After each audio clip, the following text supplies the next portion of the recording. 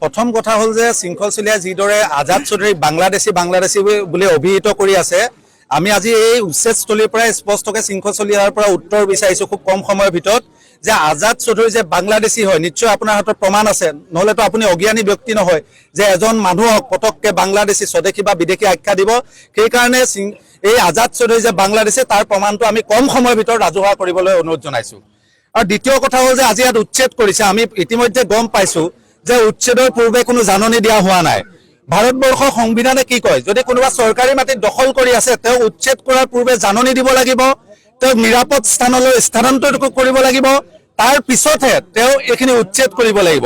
কিন্তু অতি দুৰ্ভাগ্যজনক কথা, কোনো নটিচ নিদিয়াকে কোনোবা এটা সংগঠনে আন্দোলন কৰাৰ বাবে দুদিনতে আহি পেলাই যোৰহাট পৌৰসভাই অবৈধভাৱে আজি উচ্ছেদ কৰিছে। তাৰ জল পটপটকৈ স্পষ্টকৈ প্ৰমাণ হৈছে এইটো কাৰণেই যে আমি বিভিন্ন সময়ত দেখি আহিছোঁ আজাদ চৌধুৰীয়ে স্পষ্টকৈ কৈ আছে যে মোক যোৰহাট মিউনিচিপালিটিয়ে লিজতে দিছে, মই অবৈধ দখল কৰা নাই। কিন্তু তাৰ পাছতো একাংশই কৈ আছে যে আজাদ চৌধুৰীয়ে অবৈধ দখল কৰিছে। নিশ্চয় সেইসকলৰ জ্ঞানে অবৈধ দখল আৰু লিজৰ মাজত যে এটা পাৰ্থক্য আছে, সেই পাৰ্থক্যটো তেওঁলোকে নাজানে কাৰণে তেনেকুৱা ধৰণৰ কথা কৈছে। আমাৰ কথা স্পষ্ট, উচ্ছেদ হ'বলৈ আছে যে সামগ্ৰিকভাৱে যোৰহাটত যিমান অবৈধ দখল আছে সকলো উচ্ছেদ হ'ব লাগিব। কেৱল আজাদ চৌধুৰীৰ মাটিকণ উচ্ছেদ হ'লে নহ'ব, আজি আজাদ চৌধুৰীৰ কাষতে বহুতখিনি অবৈধ দখল আছে, সকলো উচ্ছেদ হ'ব লাগিব।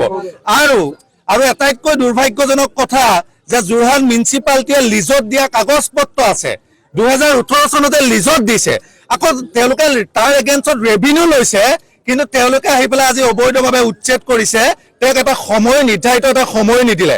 তাৰ পৰা এটা কথা প্ৰমাণ হৈ গৈছে যে এই চৰকাৰখনে হয়তো আজাদ চৌধুৰী হোৱাৰ কাৰণে, নামৰ আগত মহম্মদ কিবা থকাৰ কাৰণে হয়তো এনেকুৱা আক্ৰোশমূলকভাৱে একে নিশাৰ ভিতৰতে আন্দোলন হোৱাৰ পিছত দুদিনৰ পাছতে কোনো জাননী নটিচ নিদিয়াকে, কোনো নিৰাপদ স্থানলৈ স্থানান্তৰিত নকৰাকে যে উচ্ছেদ কৰিছে, তাৰ পৰা কিন্তু প্ৰমাণ হৈ গৈছে।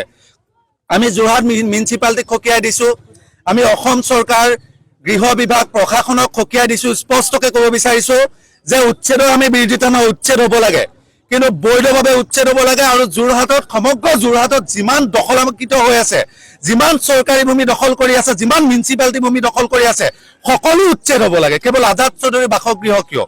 আৰু দ্বিতীয়তে অসম চৰকাৰে এখন বিশেষ আইন প্ৰস্তুত কৰিব লাগে। এই যে কোনোবাই কাৰোবাক কিবা টকা ডিমাণ্ড দিয়াৰ পাছতে যে কিবা কিবি নিদিলে, কোনোবা ঠিকাদাৰে 2 এটকা কাম কৰি ঘটা দেখি চকু হোৱাৰ পাছতে তেওঁক পইচা বিচাৰিলে নিদিলে, তেওঁক যে ডাঙৰ বেলেগ স্থান লগাই দিয়ে, বিশেষকৈ নামৰ আগত মহম্মদ দেখিলে যে বাংলাদেশী স্বীকৃতি লগাই দিয়ে।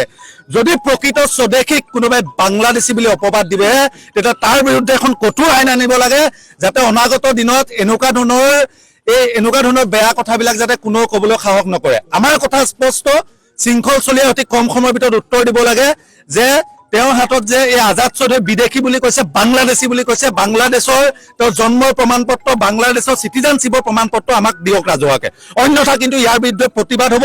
তেওঁ কোৱা নিচিনাকৈ আমিও ক'ব বিচাৰিছোঁ, ইয়াৰ পৰাই প্ৰতিবাদ উলিয়াম, সমগ্ৰ যোৰহাটত প্ৰতিবাদ হ'ব, সমগ্ৰ প্ৰয়োজন সাপেক্ষে অসমত প্ৰতিবাদ হ'ব আৰু গণতন্ত্ৰৰ শেষ স্তৰলৈকে প্ৰতিবাদ হ'ব যে এই এনেকৈ মানুহৰ নামৰ আগত কিবা দেখিলে যে যধে মধে অবৈধভাৱে কিছুমান ইলিগেশ্যন অনাৰ কাৰণে ইয়াৰ বিৰুদ্ধে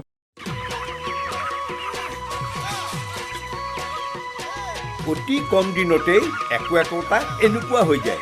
মই যে বিয়মৰ দানা খুৱাওঁ, আপোনালোকেও বিয়মৰ দানা খুৱাওক আৰু কম দিনতেই অধিক মুনাফা লাভ কৰক।